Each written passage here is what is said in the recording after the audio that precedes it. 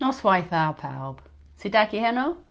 I must begin this week by saying happy birthday to our NHS, whose 73rd birthday was on Monday. I must also say Longafachiadau, congratulations to NHS Wales for being awarded the George Cross by Her Majesty the Queen. The George Cross is the UK's highest civilian award for gallantry, and there's no more worthier recipient for this award than the inspirational doctors, nurses and staff of our NHS. I would also like to take this opportunity to add my own personal thanks to all our NHS staff and to those who work with them for all that they do for us. Diolch yn fawr.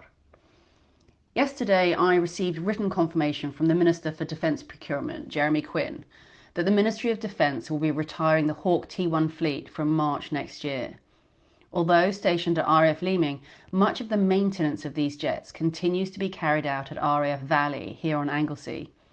This news is not unexpected, but this is obviously a hugely worrying time for the civilian employees at RAF Valley who are impacted by this decision.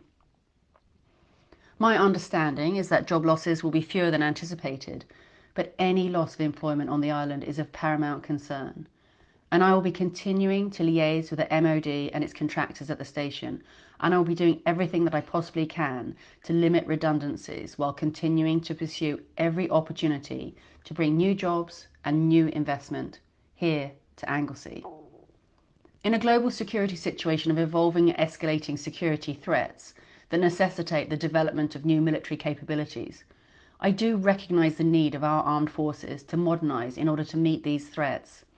And this government is committed to that goal, and RAF Valley remains integral to this vision. Like so many of you, animal welfare is an issue that is deeply close to my heart, and as your Member of Parliament, I'm determined to do all that I can to enhance animal welfare throughout the United Kingdom. And this week I was delighted to support a 10-minute rule bill in Parliament that will require dog owners to register their dog's DNA on a database as a long-term alternative to microchipping. My home near Holyhead is one of the 3 homes throughout the UK that's home to a furry 4-legged canine friend, and I know how cherished dogs are. Our Cocker Spaniel is certainly a beloved member of our family, and this bill will help to address so many of the concerns that dog owners face. Tragically, canine-related crimes such as dog theft and puppy farms, crimes which devastate families and cause unspeakable suffering to dogs, is increasing. And the establishment of a DNA database will be an invaluable tool in the fight against those who perpetrate this heartless criminal activity. Although dogs bring unquantifiable joy to their families, it is an unfortunate reality that irresponsible dog ownership can cause enormous distress to the people that it impacts. Farmers across Anglesey, for example, are enduring huge losses as a result of livestock worrying, and worse, attacks on their livestock by dogs who have not been kept on their leads. A canine DNA register would protect not just dogs but other animals too. Sheepwatch UK estimates that over 15,000 farm animals were killed by out-of-control dogs in just 1 year.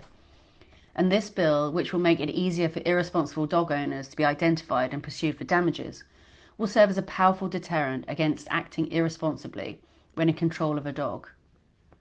I have no hesitation in stating that our island's farmers produce some of the finest, if not the finest, produce in the world, and I meet regularly with farmers across Anglesey so that I can better understand how I can support them effectively in Parliament and to discuss the issues and concerns that they face. It was a pleasure and of course hugely rewarding to spend last Thursday and Saturday meeting with farmers.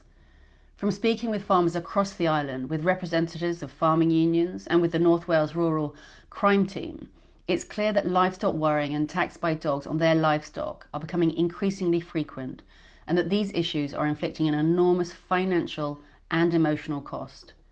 It's also clear that the legislation currently in place is not fit for purpose and needs a radical change. And I'm resolute in my determination to ensure that farmers obtain the support that they both need and deserve. And on the 20th of July, I will be presenting my own 10-minute rule bill in Parliament.